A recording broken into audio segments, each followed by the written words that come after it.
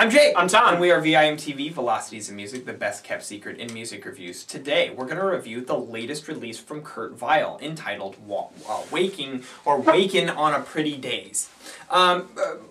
Kurt Vile, in 2011, we reviewed Smoke Ring for My Halo, which, to tell you the truth, was the first time I'd ever heard Kurt Vile. And I was really intrigued by this guy's sound, because he has this whimsical ability to make these really atmospheric tracks that are acoustic guitar-centric, and he has this voice, his vocal performance, that just sucks you in and makes you go, first of all, is this guy stoned? You know, it's reeking of, like, as you mentioned, the Velvet Underground, Bob Dylan influences, but you know, he's like in his own little world, and it just has this like smoky allure to it that I really kind of dug. Now, I don't think we ended up totally loving that album, but you know, anticipating, you know, when we heard that this one was coming out, you know, I was pretty excited. And then reading that Kurt Vile was actually departing from the shorter, more popular structured tracks that we saw on Smoke Ring for My Halo, and then moving into Wakin on a Pretty Daze, where he's using a lot longer track lengths, really trying to expand his songs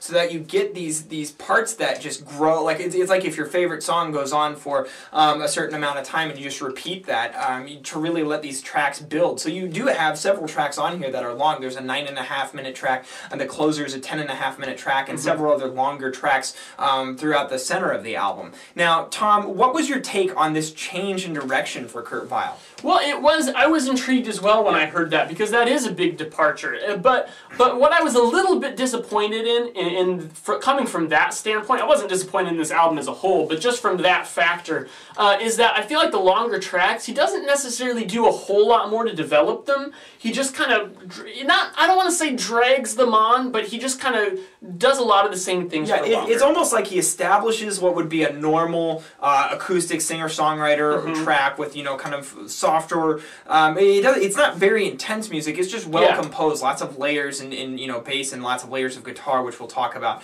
But then it's like it establishes the typical song, and then it just starts to build in other ideas very softly and subtly, and then just lets it kind of grow and build and progress. And it becomes this kind of like hypnotic experience. And I will give him this, because of those subtleties, it makes the long tracks seem actually shorter than they are. Because you just kind of zone out. You just get entranced in this kind of cycle that Kurt Vile has created. And that makes for kind of a fun listen. And actually, I'll give him this too. I think a lot of the longer tracks on this album were the better ones. The only longer track that I didn't really like all that much was track 3, Was All Talk. That's almost 8 minutes, and it was one of my least favorite tracks.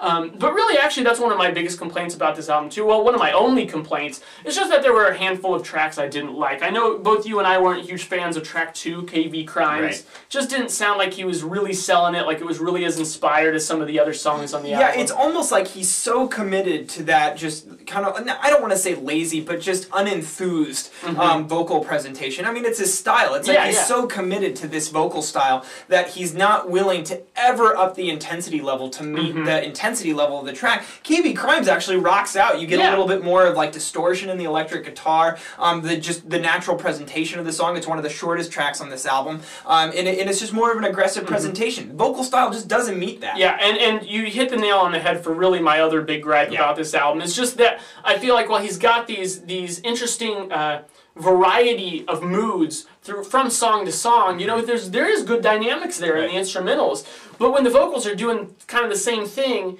it just takes that dynamic contrast and squelches it. The highs don't seem as high because his vocals are kind of bringing them down. The lows don't seem as low because his vocals are kind of bringing them up. Do you see what I mean? Absolutely. Like, and so that bothered me a little bit, but still, I really do like his style. I just wish that he would have done a little bit more to match. That's why, though, I love tracks like Shame Chamber, where in the chorus you have this just woo! That's like this celebratory yelp, and it really stood out to me because you don't hear him doing things like that. It almost like breathes some life into the sound, because that is one of the more upbeat and not necessarily hard rocking, but more uplifting and more energetic moments. So when you finally, even though it's not really like singing words or lyrics, just that little vocal nuance, I think, is enough to add a little bit to it. And it was that moment that really made me realize I wanted more like that. Right, absolutely. And you know, where Smoke Ring was all about creating that mood and atmosphere and presenting it, this still, it's like he didn't get completely away from that motif, because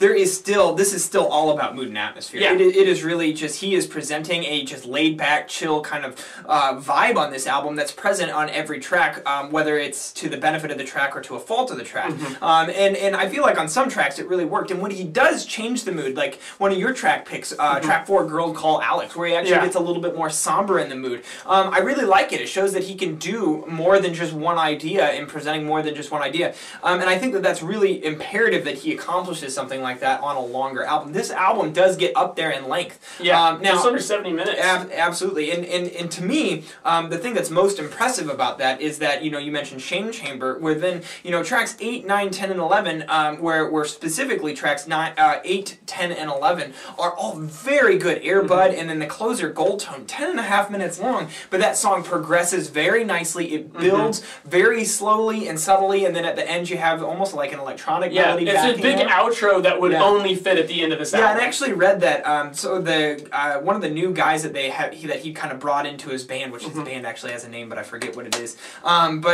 he joined right after Smoke Ring came out, and Kurt Vile noted that this guy is very good at incorporating like electronic melodies and synthesizers. So it was interesting to hear that play, you know, having those electronic melodies here and there on this album play a little bit more of a role, which is something that we didn't hear on Smoke Ring. Still, though, it doesn't take away from the fact that the guitars are just huge on this album. Great point. You have not only acoustic guitars, but electric guitars weaving together a lot of times at the same time, kind of coming in and out of the mix. A lot of times I could pick up on at least 3 guitar layers going at a time, doing different things, panned separately with different sounds, but they all came together to create this more unified sound that I just thought was great. And other than the mood and atmosphere, I mean, if you're going to focus in on one thing in the songwriting or in the instrumentation, it's the guitars that steal the show. The bass and drums don't really do a lot. They just set the stage. They don't really, they never are like a highlight. I guess I would have liked to see more of that, but I agree. At the same time, you know, it was clear that this was designed to have the guitars, the layers of guitars, like interwoven and kind of ever-changing throughout. Yeah, I mean, I feel like the drums don't necessarily enhance the listen too much, but I still think they were well composed for and well written for you know what he was aiming for. Right.